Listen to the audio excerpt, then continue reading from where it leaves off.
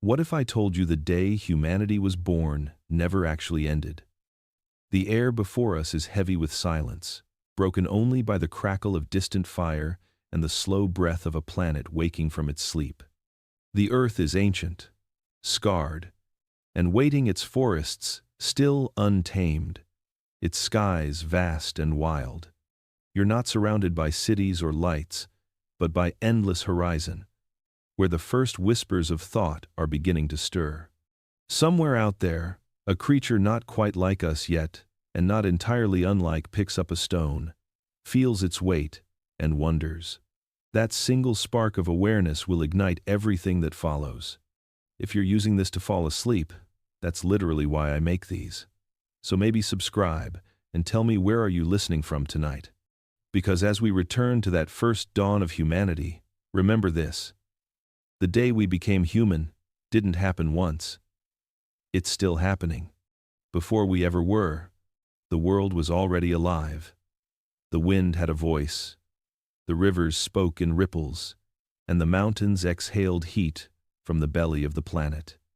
There were no words to name any of it. Only the sound of waves colliding against rock, lightning carving scars into the sky, and the slow, patient rhythm of the earth breathing through storms and silence. The continents were younger then, their edges raw and unsettled. Volcanoes lit the horizon like torches scattered across a sleeping giant's skin. Oceans shimmered with the colors of minerals and early life, strange and beautiful forms drifting through the warmth of a newly oxygenated sea. It was a world of motion, but not yet of meaning. Everything that would one day build humanity, fire, stone, time, was already here, waiting. If you stood on the land then, you wouldn't recognize it. The air was thick, humid, and electric. Forests had not yet risen to meet the sky, only ferns and low vegetation creeping across volcanic plains. The animals that roamed these places were alien to us: massive amphibians, scaled predators, creatures half-formed in the long experiment of evolution. Every breath, every movement, every storm was part of a quiet rehearsal for something that hadn't yet arrived. This planet, this blue sphere adrift in darkness, was still dreaming of us. It didn't yet know the sound of laughter, or song, or language. There were no fires at night, no circles of faces sharing warmth against the cold, only the moonlight sliding over silent rivers, only the tide pulling itself across shorelines no human foot had ever touched. But deep within that silence, the ingredients of something extraordinary were gathering. Within the oceans, molecules met and joined, forming chains of life that would one day walk upright. Within the crust, metals and minerals formed the bones of the tools we would learn to wield. Even the storms, the lightning, the endless cycles of destruction and renewal, they were forging the conditions for consciousness. Every gust of wind, every spark of fire, every wave that crashed upon the shore was part of a story in motion, long before anyone was here to tell it. The earth was preparing itself, layer by layer, heartbeat by heartbeat, for a species that would one day look back at this silence and call it the beginning. Before us, there was only earth, unquestioning, eternal, waiting in the dark for something to open its eyes and finally see. Long before history began, before words, before memory, a new kind of creature stepped out onto the golden grasslands of Africa. The air was thick with the hum of insects and the distant rumble of thunder rolling across the plains. Herds of antelope drifted in shimmering waves beneath the heat, and predators moved like shadows through the tall grass. Among them walked something different. Upright, curious, hesitant, but watching. They were not yet human, not in the way we understand it. Their hands were rough, their bodies strong, their minds still tethered to instinct. But within those minds, something new was stirring. A question without words, a flicker of awareness that the world around them could be changed. These were the apprentices of stone, our first ancestors to look at a rock and see more than a rock, to see a possibility. The African savanna became their classroom. Every sound, every texture, every struggle carved lessons into their memory. When a bone cracked open beneath a stone, they discovered the marrow inside rich and full of energy. When a sharp edge broke free from a flake of flint, they found a tool. Each discovery was small, accidental even, but each one carried a weight far beyond its moment. These sparks of understanding were the first steps toward mastery. It wasn't elegance that defined them, but persistence. Day after day, generation after generation, they chipped, experimented, and learned.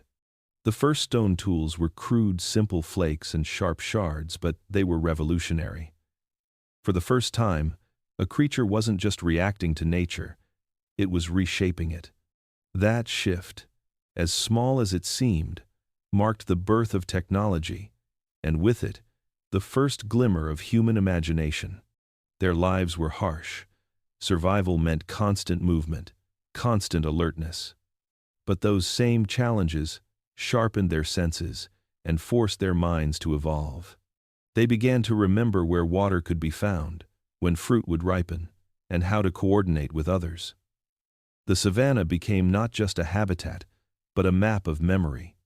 Around their campfires, if they had them, yet they did not tell stories, but they shared actions, a gesture, a look, a rhythm of cooperation that spoke louder than language. These moments planted the seed of something sacred, connection. And so, in the quiet dawns of prehistory, with stone dust clinging to their hands, the apprentices of stone took their first steps toward becoming human. They did not know what they were becoming, only that they were reaching curiosity guiding them, as if the earth itself had chosen them to carry its memory forward.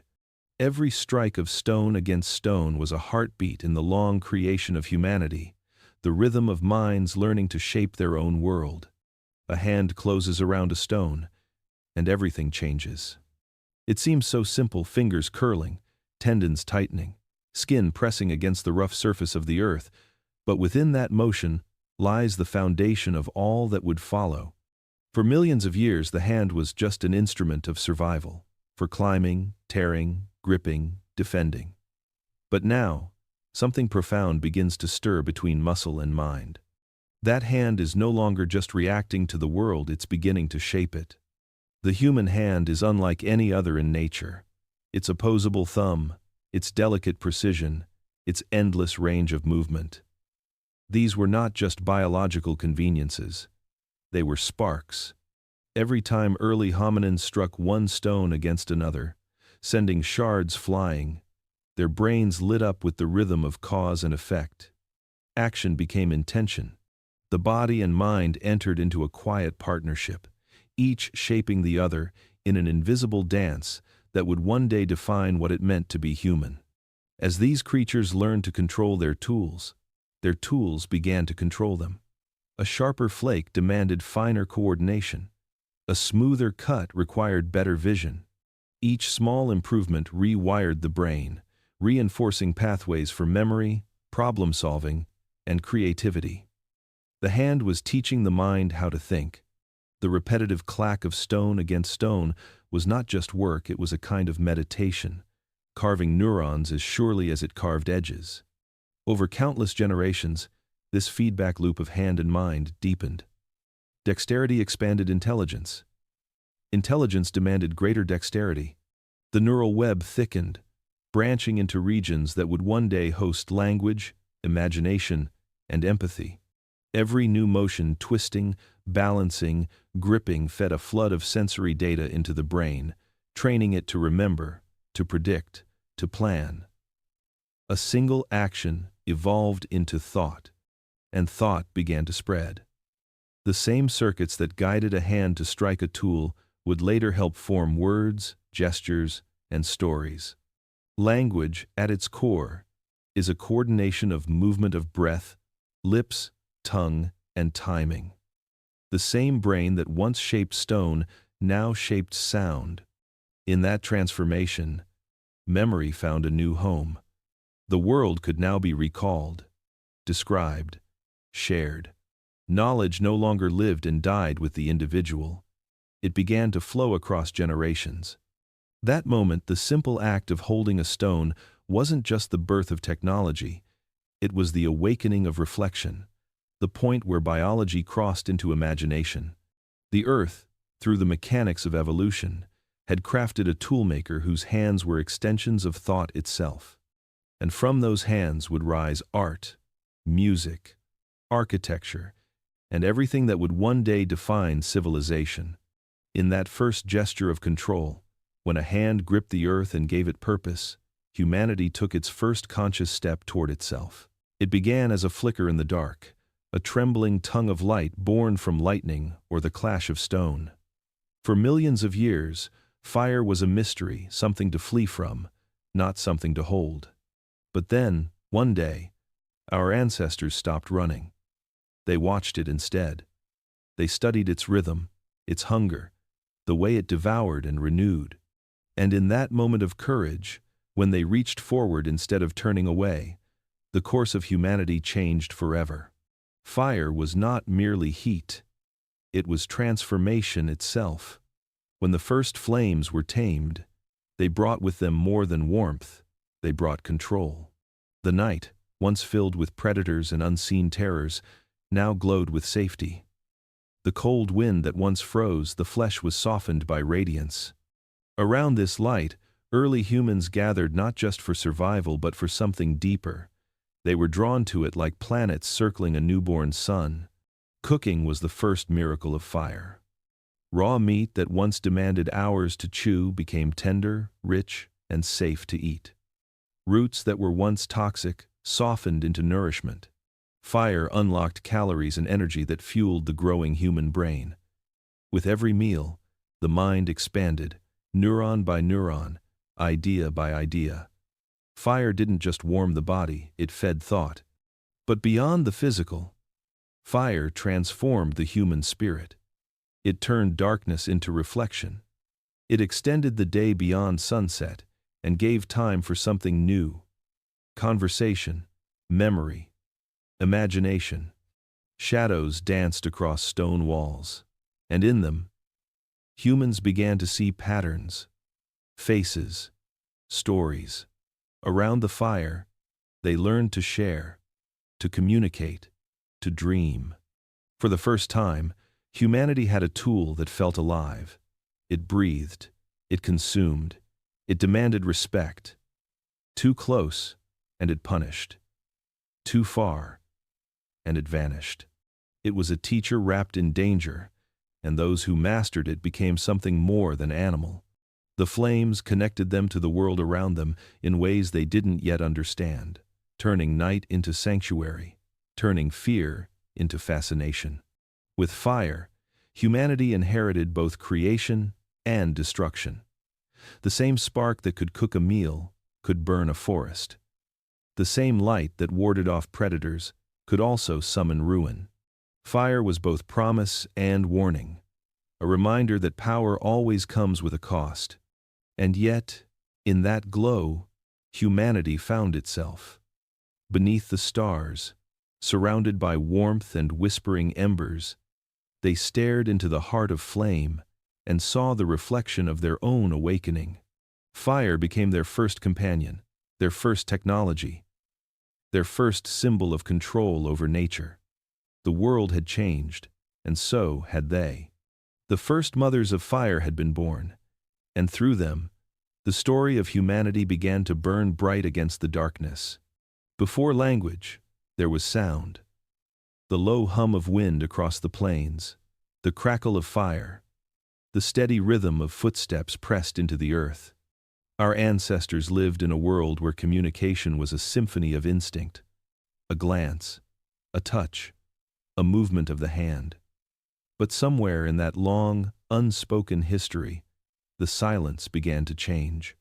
Beneath the glow of firelight, something extraordinary stirred in the human mind. The desire to be understood. The first language was not made of words, but of rhythm and imitation. A grunt to signal danger. A soft exhale to reassure. The lift of a brow, the pointing of a finger, the tilt of a head, all became tools of meaning. Through gesture and sound, early humans began to weave the fabric of connection. They learned to name the world not with vocabulary, but with emotion, timing, and shared memory. Communication wasn't invented in a single moment, it evolved like breath, flowing naturally from the pulse of survival. Around the fire, the human voice began to find its power. The flames flickered across faces as patterns of tone and melody emerged. A warning became a call became a chant became a story. And in those stories, something sacred was born. Imagination. The first storytellers didn't just describe what they saw, they recreated it. They mimed the hunt, they echoed the storm, they painted fear and triumph into sound. Their listeners felt the same heartbeat of experience, as if the world could be shared not just through action, but through meaning. In this new form of expression, language became a bridge between minds. It allowed memory to travel further than a single lifetime. It preserved knowledge, lessons, and wisdom that would otherwise vanish with the setting sun. Each generation added new words, new gestures, new ways of shaping the invisible. Through language, humanity discovered continuity, a thread binding past to present. The brain, already transformed by the hand and the tool, now found a new partner in the tongue and the ear. Complex sounds demanded complex thought. The same neurons that once guided movement now guided syntax, rhythm, and pattern. Language carved new pathways through the mind, expanding memory, deepening empathy, and unlocking creativity. By the fire's edge, the first stories flickered, tales of hunts, of spirits, of mysteries whispered into the night. The world was no longer just a place to survive, it was a place to understand. Through voice, humanity learned to remember. Through story, it learned to dream. And in that moment, the darkness that once surrounded them began to listen back. The night had a new sound, the sound of meaning taking shape, of thought becoming music, of the first voices in the dark calling out to the future. To understand the world of our ancestors, you have to let go of everything familiar. Forget cities, electricity, and the hum of machines. Imagine a silence so complete you can hear the grass move. A horizon unbroken by walls, a sky so vast that it feels alive. This was the world as the first humans saw it, raw, unpredictable, and endlessly intimate. Every sense was sharpened to the edge of survival. The air itself carried information. The scent of wet soil after rain, the musk of animals drifting across the wind, the faint trace of smoke from a distant fire. Smell was their map, taste their test, sound their signal. A twig snapping in the distance could mean danger or dinner. The rush of wings overhead, the hiss of something unseen in the tall grass, each sound carried weight. Their ears, their eyes, their skin were tuned to the pulse of the living earth. The world they knew was not divided between wilderness and home. It was all one breathing system. Every shadow meant something. Every footprint told a story. The color of the clouds before a storm could mean life or death. They read the land the way we read words. The grooves in a riverbank, the trails of insects on bark, the flight paths of birds, they were all part of an ancient language of survival written across the face of the planet. When rain came, it wasn't just weather, it was rhythm. Droplets hitting leaves became a kind of song. The smell of wet grass after a long drought was a promise, a sign that the world still provided. The warmth of the morning sun against the skin was more than comfort, it was reassurance that another day had begun. And when night fell, when the wind changed and the predators began to move, every sense tightened like a drawn bow. The dark was not empty. It was full of whispers, of eyes glinting in the distance, of the constant reminder that life existed in fragile balance. But for all its danger, this world was also filled with beauty. The shimmer of dawn mist over the savanna, the crackle of dry leaves underfoot, the electric thrill of lightning across the sky. These were moments of awe. the same awe that would one day drive humans to paint on cave walls, to build temples, to ask questions of the stars. Through their eyes, the earth was not just a place to live. It was a living being, mysterious, generous, sometimes cruel, but always sacred. Every breath they took connected them to it. Every sound, every scent, every heartbeat was part of a story older than words. And in that story, they began to see not just the world around them, but their place within it. The story of humanity's journey does not begin with conquest or migration. It begins with curiosity. Long before maps, before nations, before the idea of borders even existed, a species looked across the horizon and felt something stir inside. The landscape before them stretched endlessly, rolling plains, forests fading into mist, mountains like sleeping beasts in the distance, and somewhere deep within, a thought emerged. What lies beyond? This was not an exodus. There was no plan, no destination. It was a slow unfolding, a drift guided by the rhythm of survival and the quiet pull of wonder. Around 2 million years ago, Homo erectus began to leave the cradle of Africa. Step by step, generation by generation, they followed rivers, coastlines, and animal herds, moving through the arteries of a living planet. They didn't know they were crossing into history. They were simply following life where it led. The world they entered was vast and untamed. Volcanic plains in what is now the Middle East, dense tropical forests in Southeast Asia, cold winds rolling over the steppes of Eurasia. Each new land demanded something different of them, new tools, new habits, new instincts. And so they adapted, shaping stone in fresh ways, learning to harness fire in colder climates, discovering how to find food in landscapes they had never seen before. Each challenge carved the species sharper, tougher, more inventive. What's extraordinary is that this journey wasn't driven by desperation alone. Fossil evidence and migration patterns reveal something more subtle at work. A willingness to explore, to move simply because movement was possible. Curiosity itself became a survival trait. The ones who wandered were the ones who learned, who discovered, who thrived. This restless spirit became the heartbeat of humanity, echoing forward into every voyage and every discovery that would follow. Across millennia, their footprints spread across continents, mingling with the tracks of elephants, saber-toothed cats, and giant birds. Firelight flickered in new valleys, reflecting in eyes that had seen the same stars from a different sky. Slowly, the earth began to change not because of what they built, but because of where they went. Life itself was expanding its reach through them, experimenting, spreading, surviving. They carried more than tools on their journey. They carried ideas, the beginnings of memory, of cooperation, of imagination. In each new environment, they found not only danger, but inspiration. The mountains taught endurance. The sea taught patience. The desert taught faith in motion. The march of dreamers never truly ended. It began on those ancient African plains and continues in us today. Every migration, every voyage, every step into the unknown is part of that same quiet inheritance.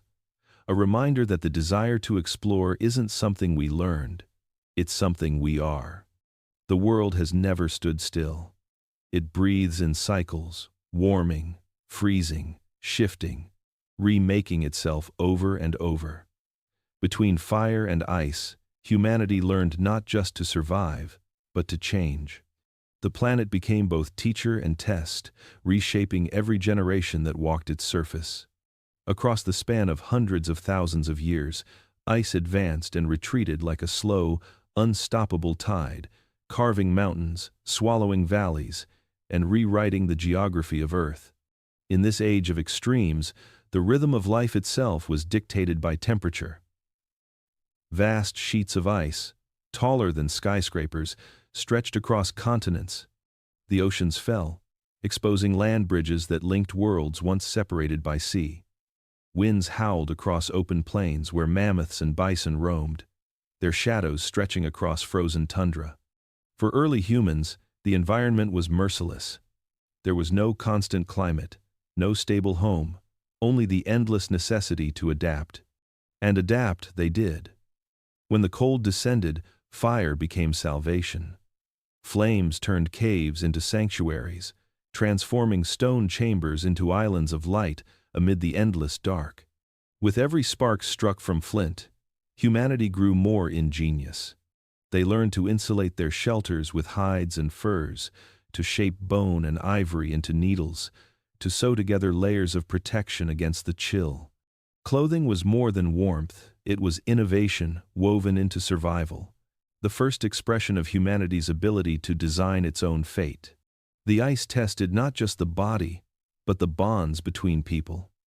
In the harshest climates, survival depended on cooperation. Hunting required coordination. Firewood gathering demanded teamwork, and shelter could not be built alone. The instinct to share warmth, to divide food, to care for the injured or the young, these became not just moral choices, but evolutionary necessities. Empathy became a survival strategy. When the ice melted, the world changed again. Rivers flooded, forests grew, and animals migrated to new lands. Humanity followed, carrying stories written in memory, skills shaped by struggle, and technologies born of necessity.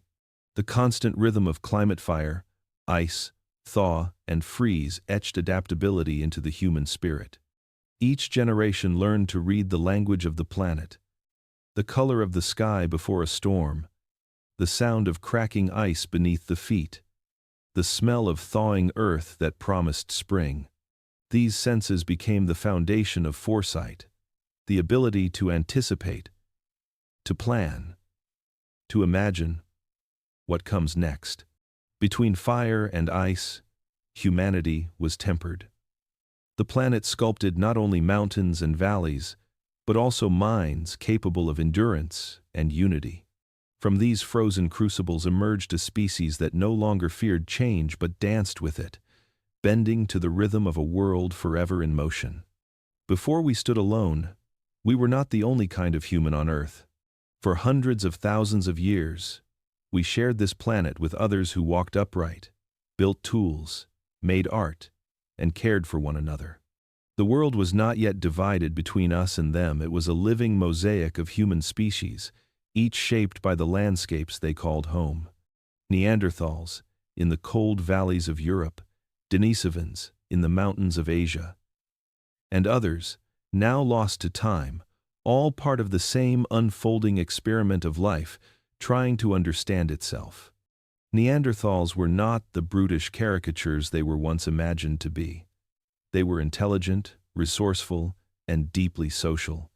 Their bodies were built for endurance, wide-chested and powerful, adapted to the bitter cold of Ice Age Europe. They crafted tools with astonishing precision, hunted in coordinated groups, and survived for nearly 400,000 years, 10 times longer than our own species has yet managed. Their settlements held signs of care and cooperation. Hearths arranged for warmth, circles of stones, the careful placement of the dead. They were not primitive. They were human, in every way that mattered. Far to the east, another lineage thrived. The Denisovans, known to us only through fragments of bone and DNA, lived in high mountain ranges and deep caves, enduring thin air and brutal winters. Their genetic legacy still flows quietly through our veins, particularly among the peoples of Oceania and Southeast Asia. We never met them through recorded history, but they are part of us. The shape of our lungs, our skin, even our immunity carries whispers of their existence. These weren't alien species, they were variations on the same theme, different verses of the same song of survival.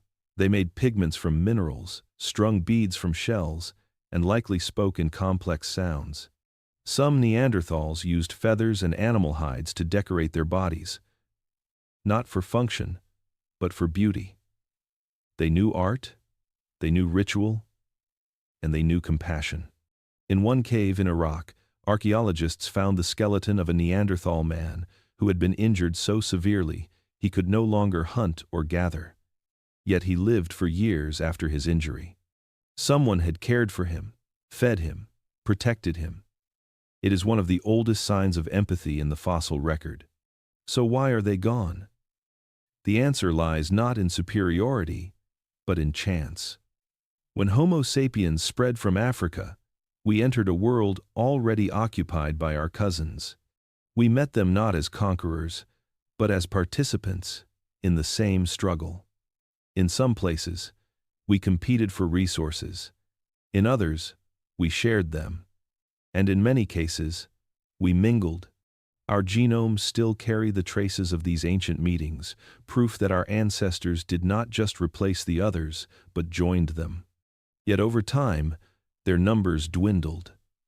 Changing climates, shrinking habitats, and perhaps the sheer adaptability of our species slowly pushed them to the margins. One by one, their fires went out. By 30,000 years ago, the last of the Neanderthals vanished from the caves of Europe. The Denisovans disappeared even earlier. The earth grew quieter, the diversity of humanity reduced to one surviving branch, us. But their story didn't end with extinction. It lives within every human heartbeat. When we create, when we dream, when we mourn, we carry the echoes of those who came before. They were not our rivals, they were our kin. And through their disappearance, we inherited not just a planet, but a responsibility. To remember that we were never meant to stand apart from the rest of humanity, but to carry forward the memory of every face that once looked upon the same stars and wondered, just as we still do, what it means to be human. There was a time when we were not alone, when our species, newly born from the African plains, stepped into lands already inhabited by others who looked so much like us that, in the flicker of firelight, the difference would have been impossible to see. These were the first meetings between Homo sapiens and our ancient cousins, the Neanderthals of Europe, the Denisovans of Asia, and perhaps others whose names are now lost to the fossil record. It was not a single meeting or a moment of discovery, but a slow intertwining of destinies that would shape every human life that followed. When Homo sapiens left Africa roughly 70,000 years ago, they carried with them nothing but their tools, their curiosity, and their stories. They crossed deserts, forests, and coastlines, following rivers that shimmered beneath the moon. And by the time they reached the edges of Europe and Asia, they were no longer venturing into the unknown. Others were already there. The Neanderthals had mastered the cold, carving out an existence among mammoths and ice, their fires burning bright in caves that had sheltered generations. The Denisovans held the highlands of Central Asia, thriving in thin air and bitter wind. And now, for the first time in human history, these separate lineages, each the product of its own evolution, would meet. We often imagine those encounters as clashes, but the truth was far more complex. In some valleys, they might have competed for game or shelter. In others, they may have traded or shared knowledge. And somewhere, on some quiet night, they formed bonds deeper than rivalry. We know this not from legend, but from the microscopic record written in our DNA. Every person alive today carries fragments of these ancient meetings within their genes. A few percent of Neanderthal ancestry runs through the veins of people across Europe and Asia. In Melanesia and Oceania, the echo of Denisovan blood remains, a genetic signature of ancient union. What happened in those moments was not just biological, it was the merging of worlds. The Neanderthals brought their endurance, their deep knowledge of survival in frozen lands. The newcomers brought innovation, language, and adaptability. The exchange was silent, unrecorded, but profound. Through them, new generations were born, blending the strengths of both. We are the children of those unions, shaped by their courage to cross both territory and difference. But coexistence did not last forever. Over time, the balance shifted. The climate grew colder, the environment harsher, and small populations of Neanderthals and Denisovans dwindled. Our ancestors, more numerous and flexible, spread faster, hunted more efficiently, and adapted more easily to change. Slowly, the others began to vanish, not through war or hatred, but through the quiet arithmetic of survival. One by one, their fires dimmed, until only ours remained to light the darkness. And yet, they never truly disappeared. They live on in the small things we take for granted, in the resilience of our immune systems, in the shape of our skulls, in our tolerance for altitude and cold. Even in the way we see and dream, fragments of their legacy endure. Each breath we take carries the history of those encounters, the moment when humanity became plural, when we learned that the story of us was never one species alone, but a chorus of many voices, some now silent, others still whispering within our blood. The day we met them was not the day we conquered the world. It was the day we discovered that we were part of something larger, something shared. And though time has washed away their footprints, the memory of their existence still moves within us, written not in words or fossils, but in the living code of what we are. Something remarkable began to stir in the human mind around 50,000 years ago. A quiet revolution, invisible in the moment, but powerful enough to change the course of our species forever. For millions of years, our ancestors had shaped tools and tamed fire, learned to speak and to wander. But now, something new emerged, an awareness of thought itself. The human mind turned inward, and in doing so, discovered imagination. This was not a revolution of survival, but of meaning. Across the ancient world, from the limestone caves of France to the rock shelters of Indonesia and the highlands of Africa, a new kind of expression appeared. Hands pressed against stone left red ochre silhouettes, the first signatures of identity. Herds of horses and bison were painted in motion, their bodies alive with movement and spirit. In the flickering light of torches, these caves became cathedrals of memory, filled with color, rhythm, and awe. Humanity had begun to dream out loud. For the first time, people were creating things that had no practical purpose. Beads carved from bone, pendants made of ivory, shells carried from distant shores. These objects were symbols, not tools, expressions of belonging, beauty, and status. Each one represented an abstract idea: love, power, kinship, protection. To make something simply because it meant something was a leap beyond instinct. It was thought given shape. This explosion of creativity wasn't confined to art. It rewired how humans understood time, death, and destiny. Burials became ceremonial. Bodies were placed in graves with tools, ornaments, and pigments. To honor the dead was to imagine a world beyond life, and that required an entirely new dimension of thought. Symbolic thinking had arrived, the ability to connect the seen with the unseen, the real with the imagined. Language, too, was transforming. It was no longer just a tool for coordination or warning. It became a vessel for storytelling. Around the fire, humans began to weave experiences into narratives, to pass down knowledge, myths, and identity. Through words, time itself became elastic. The past could be revisited, the future could be predicted, and the unseen could be believed. The mind had found its voice, and with it, the world expanded. This shift, sometimes called the cognitive revolution, marked the birth of culture as we know it. It allowed humans to cooperate in groups larger than families or tribes, bound together not just by blood but by belief. A shared symbol, a painted mark, a spoken word, these became invisible threads that could unite hundreds, even thousands, of minds under a single vision. The art on the walls of Lascaux or Chauvet was not just decoration. It was communication across generations.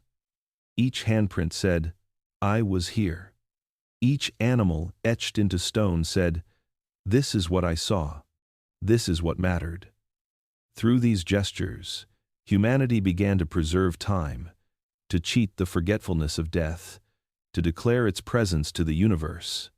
The mind's revolution was not about dominance, but about awareness. We became conscious not just of the world, but of ourselves within it. We could imagine gods, spirits, and futures not yet lived. We could feel nostalgia for what was lost, and longing for what might come. In that awakening, humanity crossed an invisible threshold. The earth no longer merely contained life, it contained thought, reflecting upon itself. From that moment on, every painting, every song, every story ever told would carry the same echo of that first spark. The moment when the human mind looked into the darkness and realized it could fill it with light. Long before the bow and arrow, before cities, before even the first farms, humanity conquered the world not through strength, but through mind. The Great Hunt was not just a way to eat, it was a crucible where intelligence, empathy, and cooperation were forged. Out on the open plains, surrounded by predators faster, stronger, and more fearsome, our ancestors had only one advantage: the ability to imagine a plan before it happened. The world they hunted in was vast and wild. Herds of mammoth, bison, and reindeer thundered across valleys that stretched beyond the horizon. Saber-toothed cats and giant hyenas stalked the shadows, their eyes glinting in the half-light. To survive in this theater of giants, early humans learned to think together. Each member of the group had a role. Some drove the animals forward, others waited in ambush, and still others tracked and read the earth like a language. Every print in the mud, every broken blade of grass, was a clue, a whisper of movement, a memory left behind by prey. This was where humanity's true evolution took place. The hunt required imagination, the ability to picture a world that did not yet exist, the moment when the animal would pass a narrow ravine, the turn of the wind, the hidden route of escape. Planning meant holding an entire landscape in the mind and choreographing motion through it. No other species did this with such precision. Thought became as essential as muscle, but it was empathy that made the difference. To anticipate the movement of a herd, humans had to think like their prey, to feel its fear, to predict its choices. This mental mirroring wasn't just useful, it was transformative. It was the birth of understanding, of seeing through the eyes of another. The same neural pathways that allowed our ancestors to imagine the path of a reindeer through snow would one day allow them to imagine the thoughts of another human being. From hunting came compassion, storytelling, and eventually, society. The success of the hunt was never an individual triumph. It was a collective victory, a dance of timing and trust. A misstep could mean starvation or death. Every shout, every gesture had meaning. Communication deepened, not through complexity of words alone, but through unity of purpose. Fire became the reward, the gathering place where stories of the hunt were retold, each one becoming a lesson for the next. Around those flames, memory turned into education, and experience became tradition. Over time, the Great Hunt reshaped the human body and the human mind. Endurance replaced speed. Cooperation replaced brute force. Our ancestors became persistence hunters, capable of chasing prey for hours, even days, through sheer stamina and will. They learned to use tools and traps, to store food, to anticipate the changing seasons. The very rhythm of life became synchronized with the migrations of animals and the cycles of the earth. But beneath the struggle for meat and survival, something deeper was happening. The hunt was teaching humanity about its place in the natural order. It demanded respect for life, patience, and a deep awareness of the balance between predator and prey. Every success carried the shadow of responsibility. Every meal, a silent acknowledgement of the cost of living. The Great Hunt turned fragile, curious primates into strategists and visionaries. It was here, among the dust and the blood and the firelight, that we learned the first great truths of being human. That imagination could bend reality, that unity could overcome fear, and that survival was not merely about killing, but about thinking, feeling, and dreaming together. There was a time when humanity came closer to disappearing than ever before. A time when the wind turned cold, the skies dimmed, and survival itself became a question whispered across a dying world. It happened roughly 74,000 years ago, when nature unleashed one of the most devastating events in Earth's history. A supervolcano in what is now Indonesia, Mount Toba, erupted with a force 1,000 times greater than any eruption witnessed in modern times. What followed was not just an explosion, but a planetary catastrophe that pushed our species to the edge of extinction. Ash blotted out the sun. The sky grew darker than night.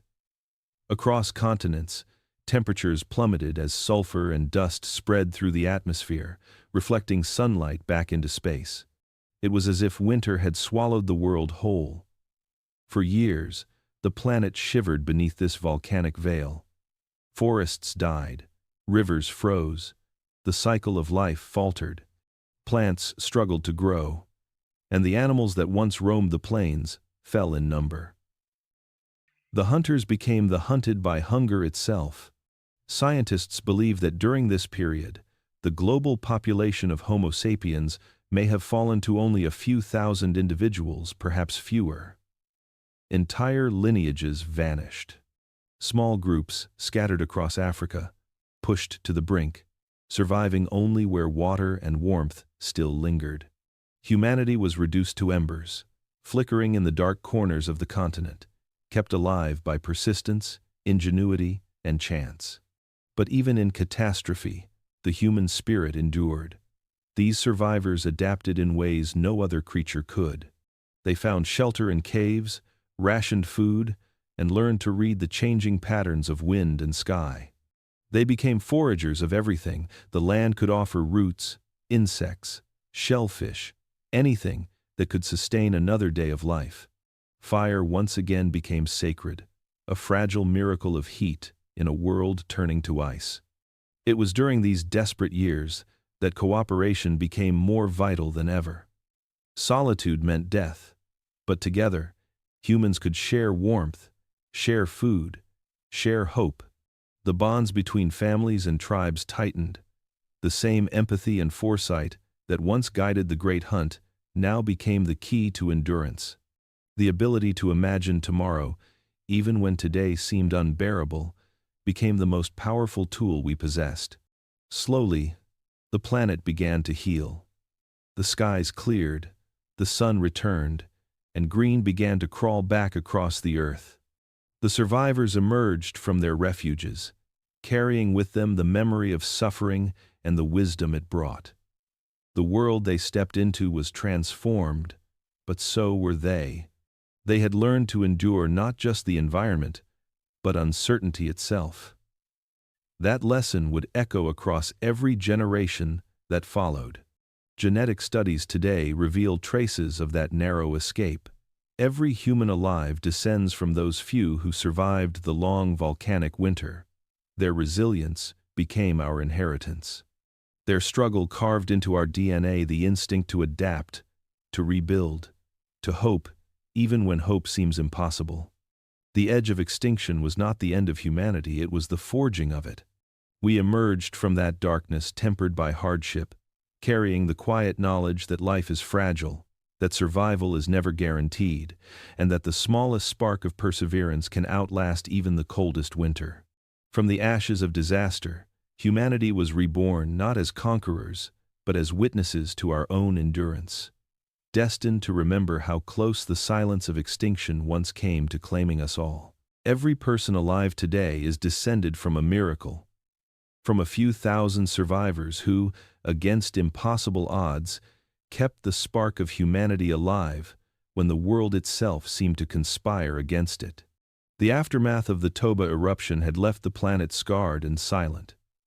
Vast stretches of land lay buried beneath ash. Oceans cooled. Seasons failed.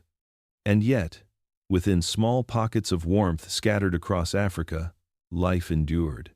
These were the survivors, the carriers of everything that would follow: their resilience, their ingenuity, their luck woven into the genetic fabric of every human being that would one day walk the earth.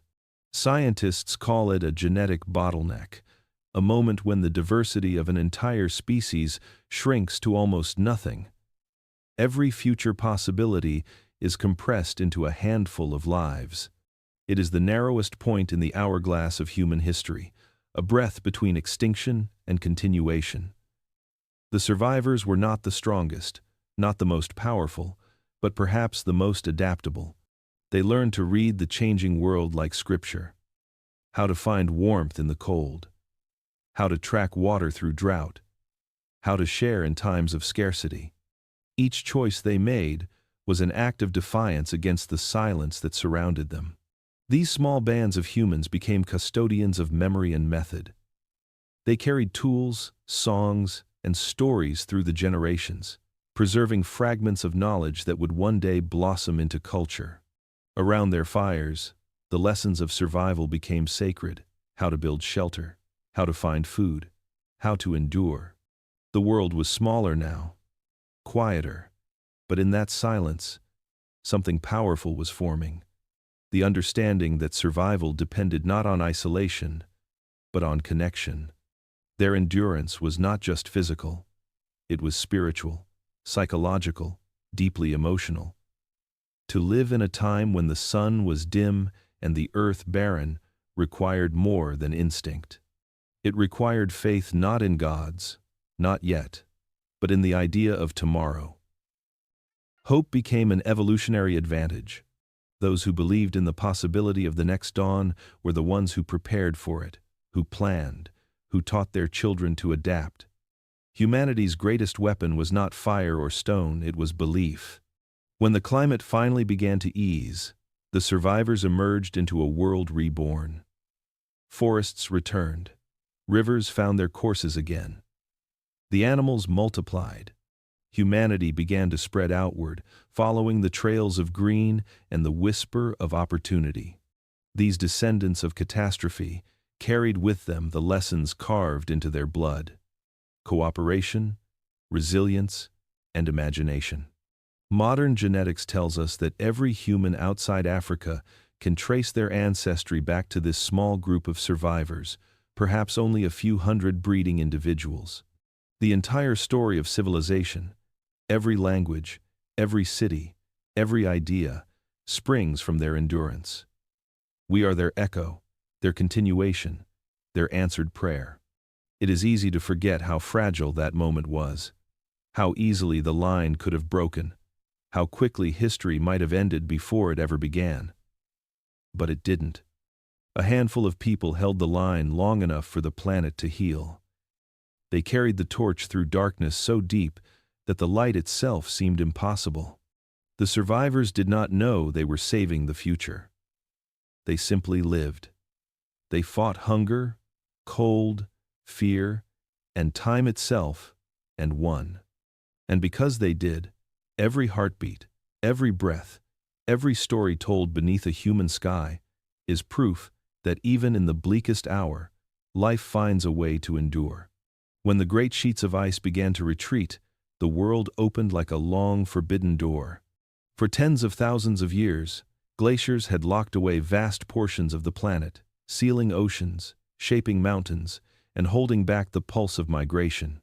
But as the climate warmed and the ice withdrew, new landscapes appeared: fertile valleys, green coasts, and river systems that beckoned the restless and the curious. Humanity, newly reborn from the brink of extinction, began to move once more. The world was changing, and we were ready to follow. The air grew warmer.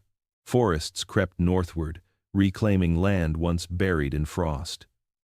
Herds of animals migrated with the seasons, carving ancient pathways across continents.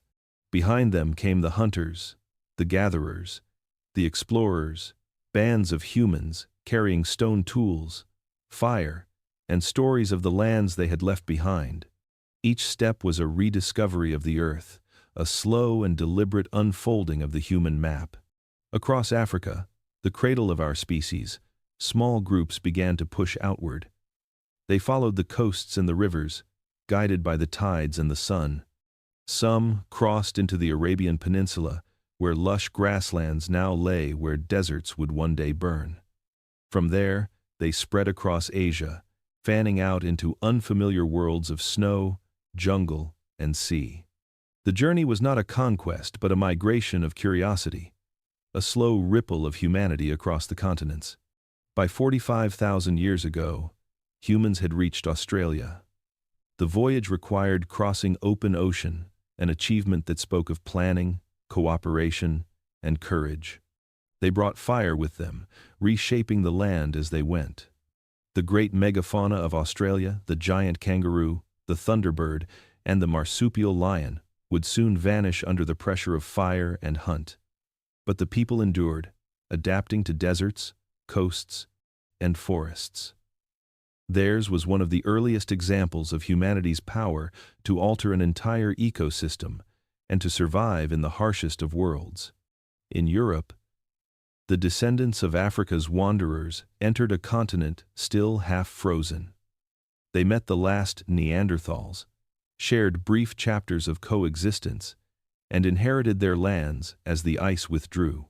Caves in France and Spain became sanctuaries of art and memory, their walls painted with the creatures that sustained and inspired them. Mammoths and bison roamed the plains, rivers cut through the melting ice, forming the arteries of new civilizations to come. The human imagination thrived here, shaped by the rhythm of thaw and freeze, death and renewal. Further east, in the icy corridors of Siberia, others pushed toward the edge of the known world.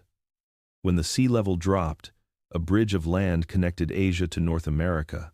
It was through this frozen gateway, Beringia, that the first humans crossed into a vast, untouched continent.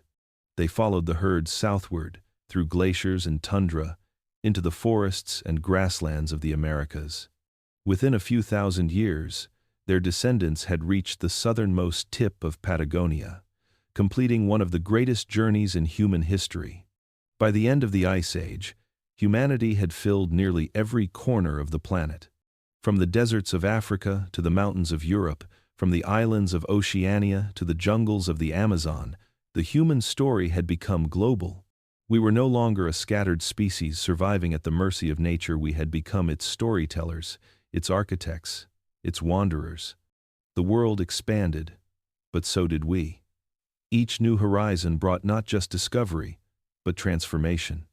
We learned to adapt to every climate, to build from every landscape, to draw identity from every place we touched. The map of Earth became a mirror of our endurance. In every direction, the footprints of those first travelers remain a silent testimony to the unbreakable impulse that drives us still. The need to see what lies beyond. The first true civilization did not begin with stone or metal, but with memory. Long before the written word, before temples and kings, the mind itself was the world's greatest library. The human brain became the first archive, an endless storehouse of knowledge, stories, and meaning.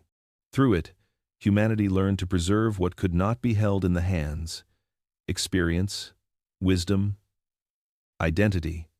Across the scattered bands of early people, language began to do more than simply name things.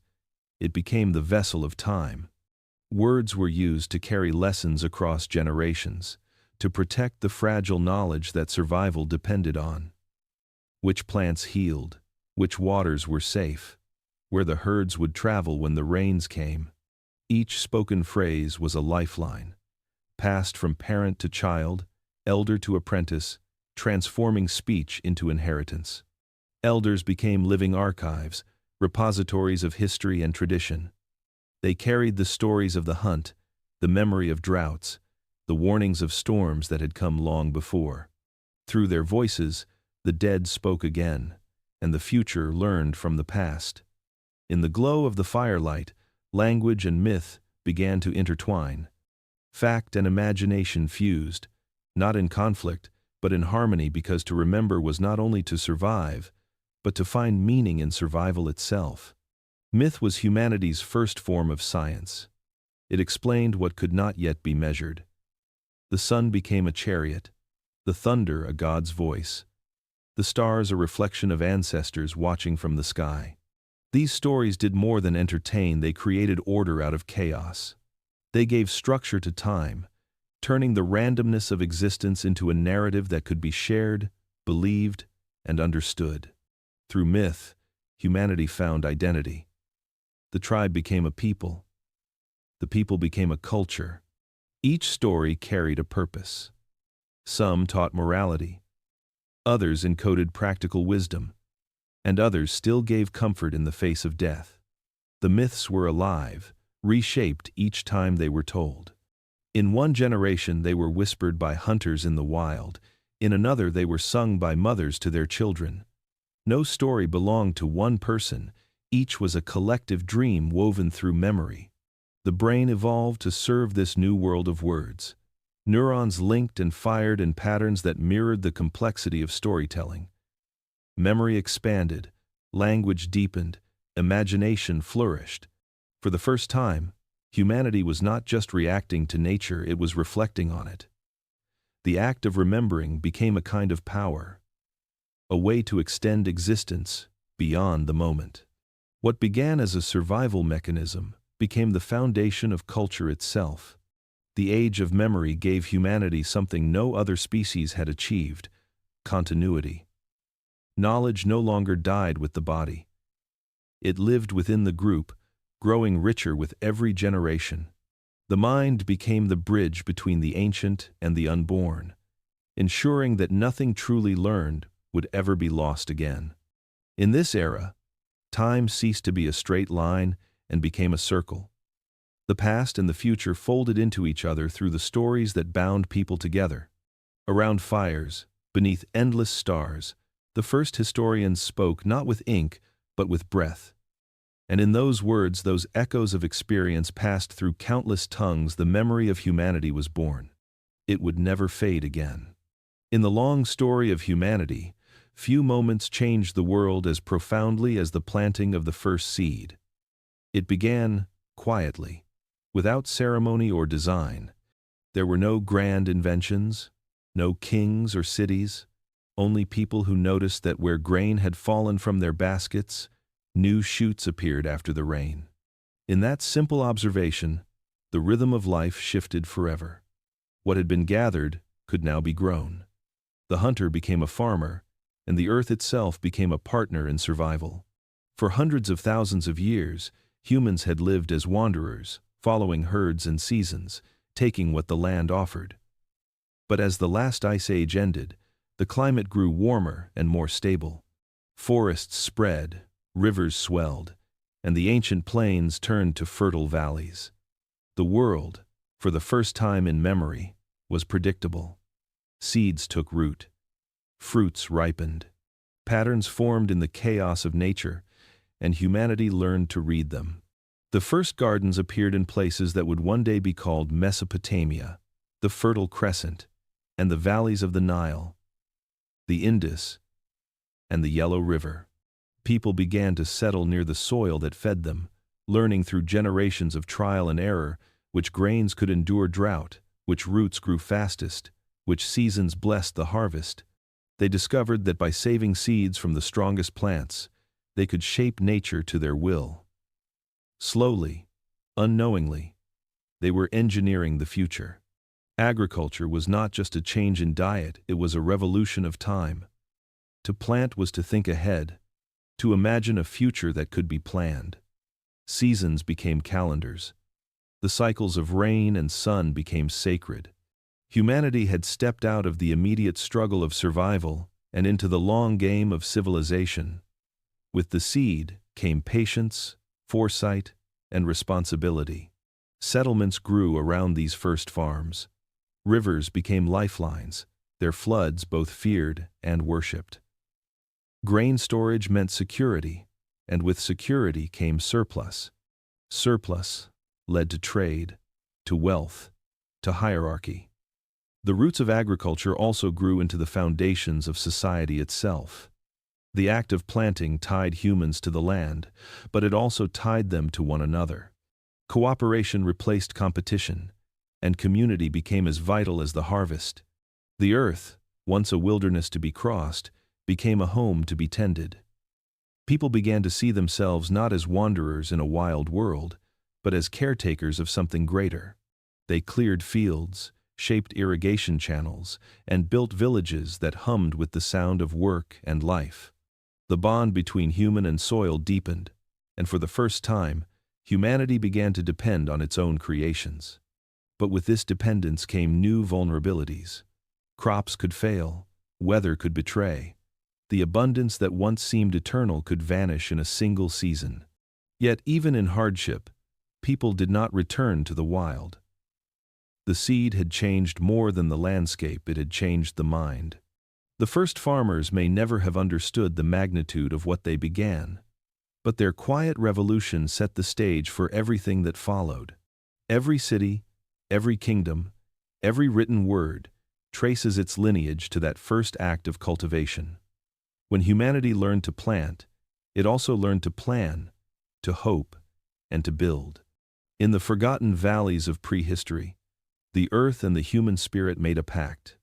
From that union grew not just crops, but civilization itself, the harvest of imagination, patience, and the eternal belief that tomorrow could be better than today. In the soft cradle of dawn, smoke rose from the first villages. The air carried the scent of cooking grain and the warmth of countless fires that refused to die with the night. Here, in these humble clusters of huts and hearths, the world was quietly remade. Humanity had stopped wandering. For the first time, people chose to stay. They built lives not upon the chase, but upon the promise of return. The age of the village had begun. These settlements were small at first, little more than families joined by need. Clay walls, woven roofs, and stone-lined hearths formed the fragile skeletons of early civilization. The land beyond was still wild, filled with predators, droughts, and uncertainty. But within the village, there was order, an island of predictability carved out of chaos.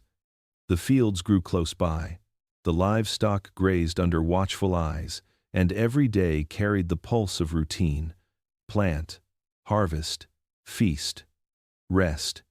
The rhythm of agriculture became the rhythm of life itself. The village changed what it meant to be human. No longer defined by the struggle of the individual, people now lived by the power of the collective. One person's harvest could feed another's child. The injured could heal while others hunted. Skills began to specialize. Some shaped tools, others tended crops, others watched the skies and seasons. Cooperation was no longer optional, it was survival. Out of this necessity came something extraordinary: community. At night, the world of the village came alive. Fires burned in circles, and their light danced across the faces of those who gathered. Voices rose and intertwined: the laughter of children, the songs of work and ritual, the murmur of stories retold through generations. Language deepened, songs evolved, and myths grew roots. Memory became the soul of the settlement. Through these nightly gatherings, culture itself was born. The walls of the first villages marked more than physical boundaries. They were the edges of a new kind of existence. Within them, humanity began to dream collectively. They dreamed of protection, of prosperity, of the mysterious forces that governed the harvest and the flood.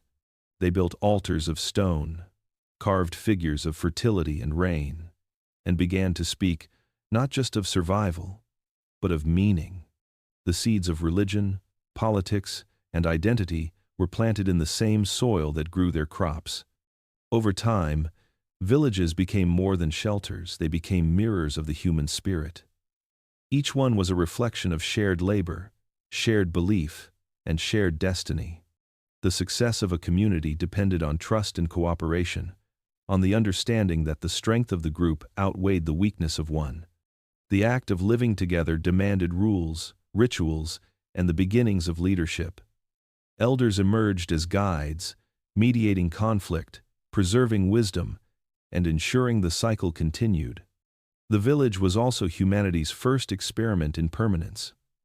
For the first time, people altered the land deliberately, building granaries, shaping irrigation channels, taming rivers. They marked their presence upon the earth not through footprints, but through foundations. Time itself changed pace. The future was no longer an abstract hope. It was a plan, a season, a harvest, a generation to come. As the fires multiplied across the landscape, their light could be seen from hilltops miles away. Each glow was a promise. Life here, life shared, life continued. Civilization did not begin with monuments or kings. It began with neighbors, with the murmur of voices after dusk, with hands working side by side, with the courage to stay and build instead of move and flee. In those early villages, humanity learned the power of belonging. They discovered that together they could endure anything: the flood, the famine, the endless turning of seasons. The village was the first dream of permanence, the fragile heartbeat that would one day become the roar of cities, nations, and empires. But here, in these simple fires under the stars, the essence of civilization was born not in grandeur, but in unity. Abundance was supposed to be the reward. After millennia of hunger and uncertainty, humanity had finally tamed the rhythm of the seasons. The soil yielded more than it took. Granaries filled, herds multiplied, and villages swelled into towns. Yet with this newfound stability came something unexpected, a subtle shift in how humans saw one another and the world around them. The gift of plenty became a burden, one that would forever reshape civilization. For most of our species' history, life had been lived close to the edge. Every hunt, every harvest was a gamble against starvation. In the early villages, survival still depended on cooperation. Food was shared, tools were communal, and resources were held in trust.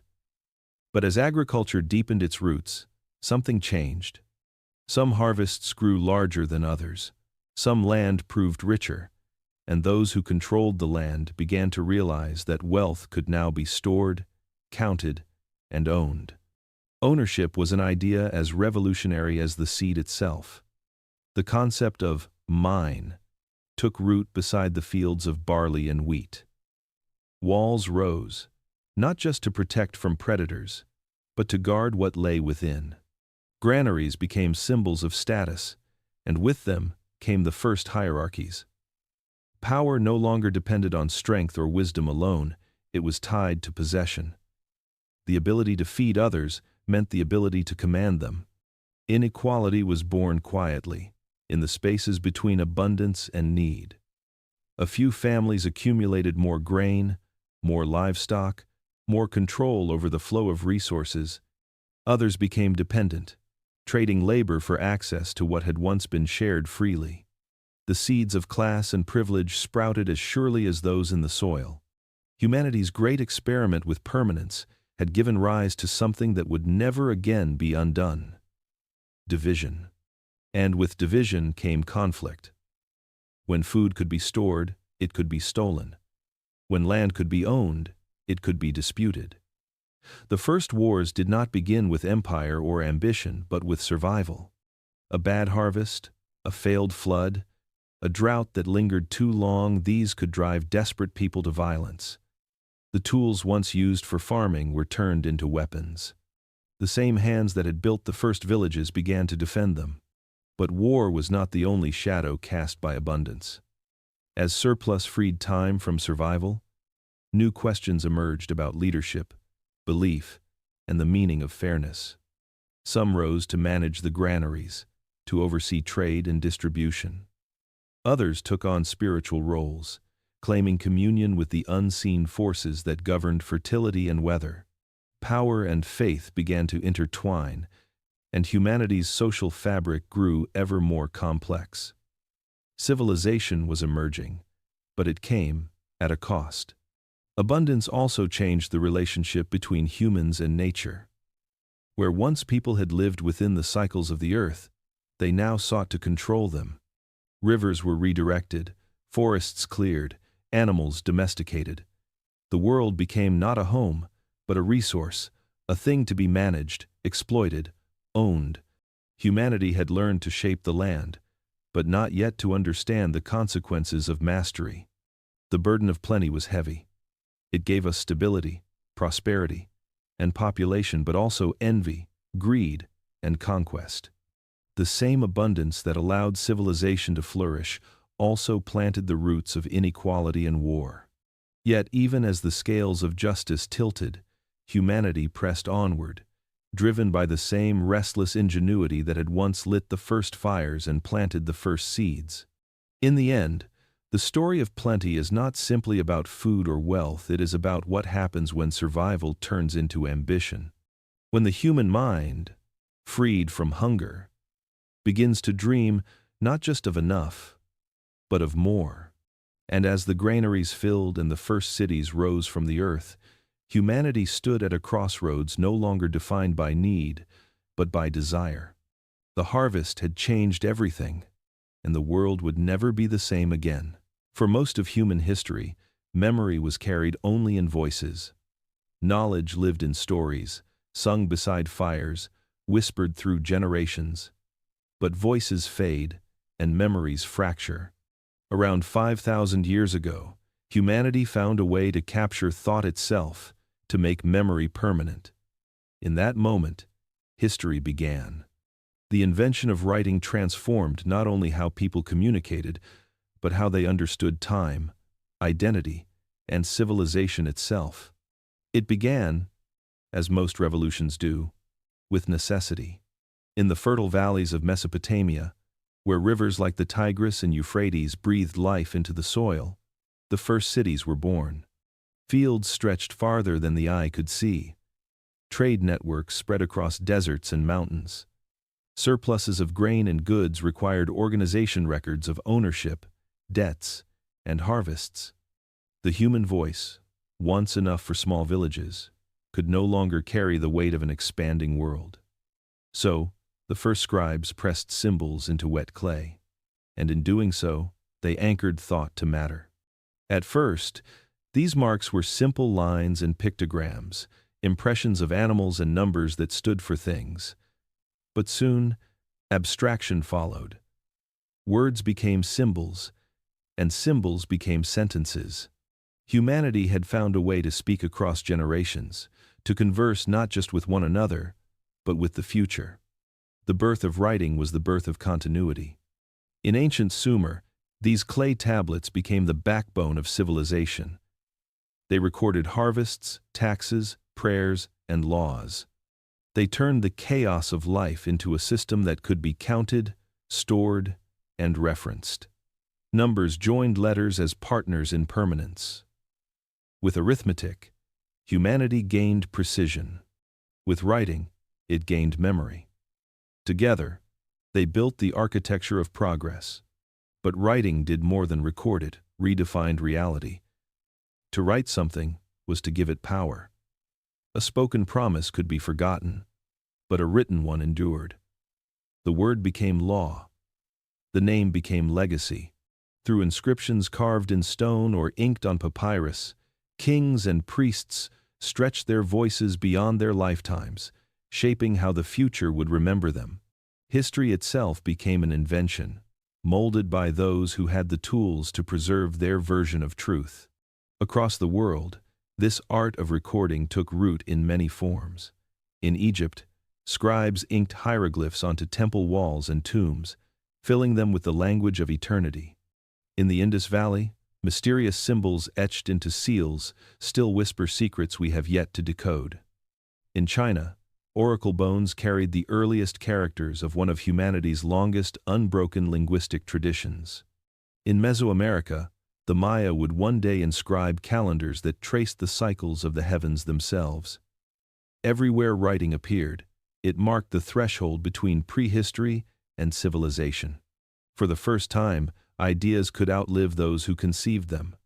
A generation's knowledge could be passed on intact, not reshaped by memory or distortion. The human story became cumulative. The invention of writing was not merely a technological achievement, it was the creation of immortality for thought. Through writing, the mind extended its reach across centuries.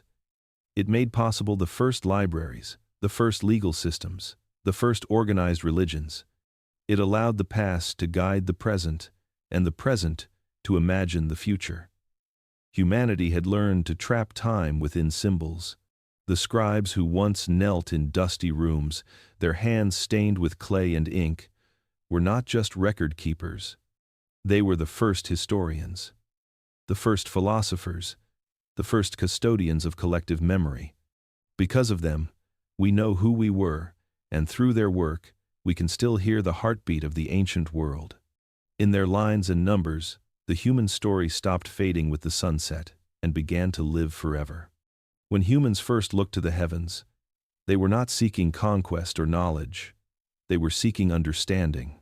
The sky was a mystery, vast and unpredictable, filled with light and fire, storm and silence. It governed everything: the tides, the seasons, the harvests, and the fate of entire communities. The people who once read the tracks of animals and the flow of rivers now turned their eyes upward, searching for patterns in the stars and voices in the wind. And from that search, the gods were born. The age of gods began not with belief, but with wonder. The world was alive in ways both beautiful and terrifying. Thunder roared like a voice across the horizon. Lightning split the heavens with blinding precision. The sun's warmth could sustain life, but its absence could bring death. Rain fell without warning, and floods rose without mercy. To live in such a world was to exist within mystery, and the human mind, ever curious, ever reaching, sought reason where none could yet be measured. In chaos, humanity found meaning. The first temples were not grand monuments but humble structures of earth and stone. They rose where the seasons met, where rivers converged, where life seemed to emerge from unseen forces. Here, people gathered to offer thanks, to plead for rain, to mourn the lost, and celebrate the living. The act of worship was an act of connection, a bridge between the known and the unknown. Over time, these places grew in scale and ambition. Columns reached skyward, as if to touch the divine. Walls were adorned with carvings of animals, stars, and symbols of creation.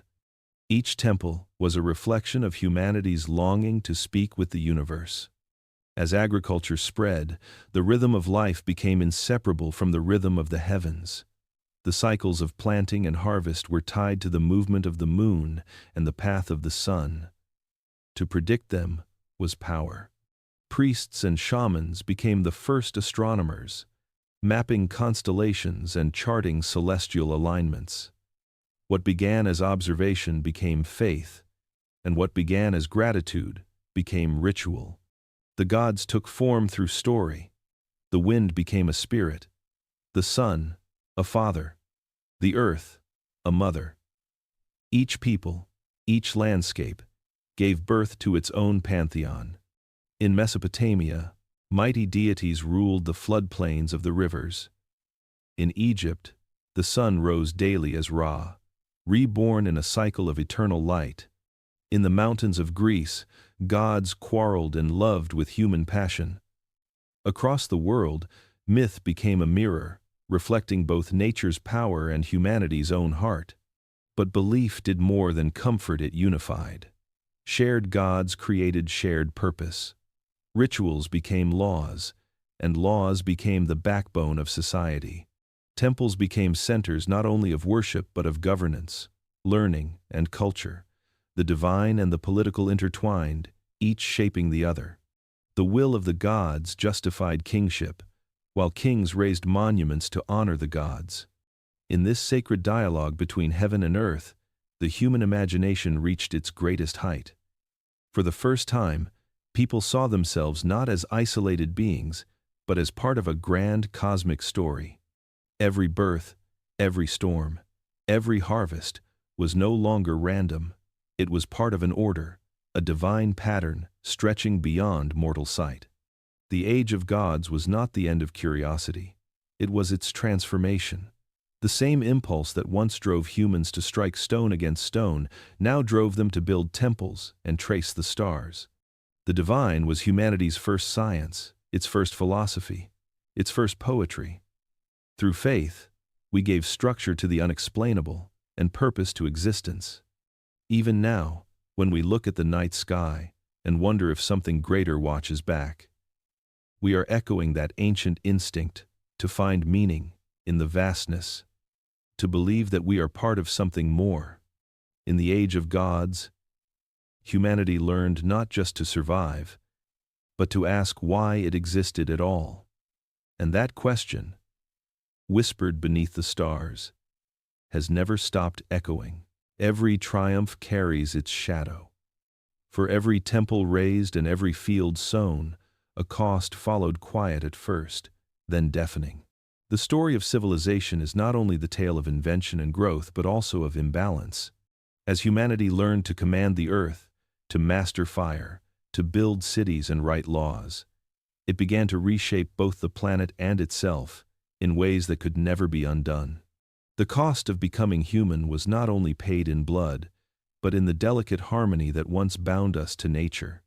The first farmers who once rejoiced at the promise of steady harvests soon discovered the fragility of their new dependence. Where diversity once sustained hunter-gatherers, monocultures brought vulnerability. Fields of wheat and rice, dense with life, became breeding grounds for unseen enemies. Rats followed grain. Fleas followed rats. Disease followed them all. Close living quarters and domesticated animals created the perfect conditions for pathogens to evolve, and from the soil of abundance rose the world's first epidemics. The very act of taming nature had invited it into our blood. Villages became towns. Towns became cities, and with each expansion came both prosperity and peril. Waste accumulated faster than it could be buried. Water, once clear, turned stagnant. Illness spread like smoke through the narrow streets of early civilizations. For every new medicine or remedy, a new sickness seemed to rise in defiance. Humanity's growing intelligence had made it powerful, but also fragile. Power itself began to take new forms. The equality of the early tribes eroded as wealth and property defined status. Hierarchies hardened like clay. A few owned the land. Many worked it. The granaries that once fed entire communities now became symbols of control. Kings, priests, and warlords claimed divine right, their power sanctified by myth and fear. Labor became obligation. Obedience became law. Civilization had given humanity structure, but it had also chained it. Cruelty evolved alongside compassion. The same hands that painted caves and carved temples built prisons and forged weapons. The first armies marched not only to defend, but to conquer. The desire to expand, to possess, to rule, grew from the same fire that had once lit the night against predators. Yet now, the predator was us. The earth itself began to bear the weight of our ambition. Forests fell to make room for fields, rivers were dammed, mountains mined, and animals hunted beyond recovery. What had once been an act of coexistence became one of domination. The balance that had sustained life for millions of years tilted toward disruption. Humanity had become a force of nature, reshaping entire ecosystems in its own image. And yet, within this transformation, something profoundly human persisted: a capacity for reflection. Even as we built and destroyed, we remembered what was lost. The art of ancient civilizations is filled with both pride and lament, beauty intertwined with sorrow. Our ancestors carved into stone not only their victories but also their fears, their grief, their awareness that progress had a price. The cost of becoming us was the loss of innocence. We traded harmony for mastery, wilderness for walls, freedom for permanence. Disease and cruelty were not accidents, they were consequences of creation.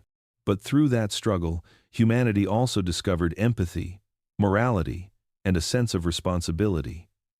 The same mind that built the plow and the spear also built the idea of justice. To be human is to live in contradiction, creator and destroyer, nurturer and conqueror. The earth changed because of us, and in turn, we were changed by what we made. We became both architects and witnesses of our own complexity. The cost of becoming us was high. But it was also the price of awareness, the realization that in shaping the world, we had begun to shape the future itself. The story of humanity has always been a story of fire. It began as fear, the orange glow that tore through the night and made the shadows move. Then it became warmth, protection, and light. Over time, we learned not just to keep the flame alive, but to become its keeper, to shape it, to give it purpose. That same fire that once flickered in the darkness now burns in the engines of our cities, in the screens that illuminate our faces, in the endless networks of energy that define our age. Fire was our first teacher, and in many ways, it still is. Every civilization that has ever risen was built upon that glow. It powered the forge that shaped our tools, the hearth that gathered our families, the beacon that guided our ships across black water. It turned darkness into possibility, wilderness into home. Even now, when we speak of innovation, we use its language: spark, ignition, brilliance, flame. Yet, like all great forces, it demanded balance. The flame that gave us civilization also gave us destruction. It could warm a village or erase it. It was never truly ours, it only agreed to dance with us for a while. As humanity grew, we carried that fire into every realm imaginable. We split the atom and summoned suns to power nations. We reached into the void beyond our planet and sent our machines into the dark, carrying sparks of our own creation. We built towers that touch the clouds, cities that glow like constellations on the ground. We call it progress, but at its core, it is still the same instinct that once drew our ancestors to a flickering flame in the wilderness. The hunger to understand, to control, to transcend. Yet, for all our brilliance, the mirror remains. The same light that shows us our achievements also reveals our flaws. The reflections of our progress shimmer with both beauty and consequence. The forests we cleared now haunt us in the changing climate. The rivers we bent now rise against us. The energy that powers our world carries the same double edge as that ancient fire it gives and it takes. In the mirror of our creation, we see not only what we have built, but what we have become. And perhaps that is the lesson of our long journey. Humanity has never truly arrived at a single moment of becoming. The day we first called ourselves human was not an ending but a beginning that still unfolds.